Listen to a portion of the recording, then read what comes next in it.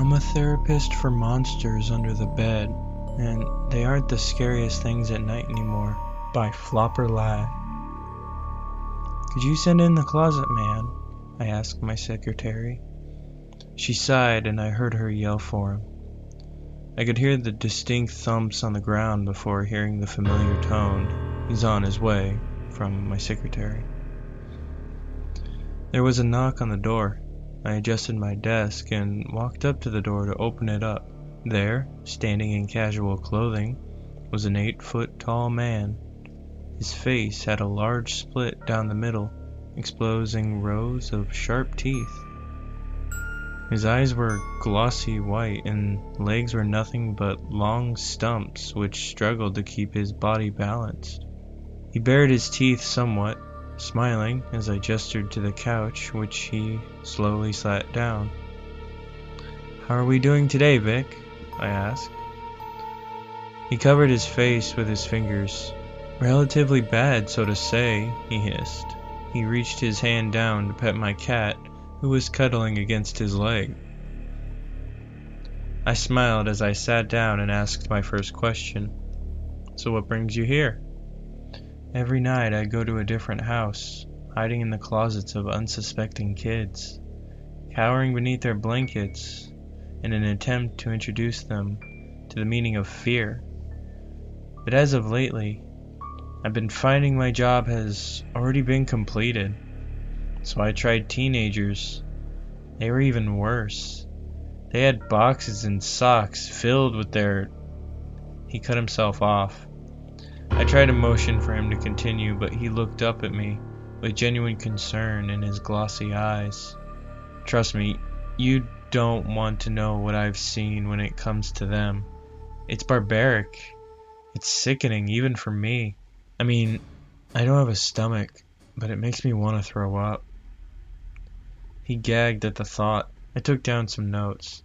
"So it must be pretty bad out there lately, huh?" I had asked after a moment of silence. He looked up at me. "I told you about the oath all of us monsters took when we hide under the beds or closets of kids, right?" he asked. "Yeah, that you would never hurt any child no matter how much you wanted to," I answered, and he nodded. Lately, during my nightly calls, there was something else with me. I can't begin to describe it. It was this feeling of pure evil and darkness. That void feeling you have when you feel you're in danger.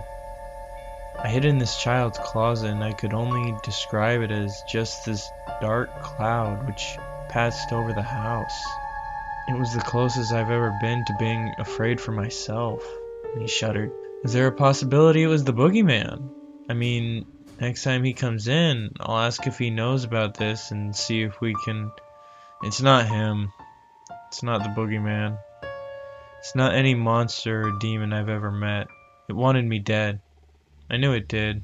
I have a lot of angels out to get me, but this wasn't an angel either." He had a look of pure terror on his face. He began to tear up as I looked outside of my window to see a strange man lurking in the shadows. "What the hell?" I asked out loud, so I called my secretary. "Hey Kelly, is there anybody's schedule after the closet man?" I asked, knowing the answer. "No, but there was someone in here earlier asking about someone by the name of Victor." I dropped the phone. Victor was the closet man's real name. The name before he was given the job of being monster under the bed. "Vic, we need to get you somewhere safe. I don't think you're safe here," I said as he stood up on his stumps and awkwardly walked to the door. "Where do we go?" he asked. I shrugged, and we both walked out of the office. He dissipated into smoke and moved along with the shadows as I walked out of the office with him tailing close behind me. The strange man was standing next to a pole about 100 feet from my car. I began to panic as I rushed into the car. Victor took form in the car again, taking up the entire back seat. I looked in the mirror and sighed with relief. When I turned to the passenger side, I screamed in terror, as did Victor. The man was standing next to the car, asking to roll down the window. I was frozen in fear. And I tend to fucking monsters. This made no sense. Everything I had seen, werewolves, skeletons, ghosts, the literal boogeyman, and yet I trembled in fear at this man. He had a steel gray mustache, and his hair was unkempt, looking like it was covered in cornstarch, and he was dressed like a businessman. He gave a warm smile as he reached out for me to shake his hand. "My name is Tomeo. I just wanted to touch base with you." He smiled, and Victor gave a nod before I opened the door for this strange man. "Do you know who I am?" he asked. I shook my head no. Typical. Nobody knows me anymore. They rely on your monsters, ghost stories by the campfire to tell the stories of beings beyond your comprehension. He sighed. I gripped the steering wheel with all my strength in my body, trying to comfort myself. "You see, Tess, you can see them even though you aren't a child. Every child forgets, but you never did. That is why you see them. That is why you see me. But my time is coming." I stopped gripping the steering wheel, and Victor spoke up. "What do you want from us?" he asked. Tomeo looked back and smiled. "It's not about what I want from you. It's about what I'm going to do to all of you," he said happily. I felt a pit in my stomach.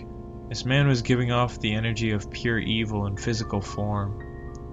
"Lucifer," I said quietly. He laughed hysterically, almost like a madman. Trust me, he wishes he was me. He wishes he had the guts to do what I'm capable of doing. Which is... He cleared his throat. "Killing the monsters, of course. Introducing a new way of making them fear. Sending a message that monsters are monsters. They kill, they torture, and they enjoy it." I tried to grab Tomeo, but immediately he turned around and stabbed Victor in the face with an ornamental dagger.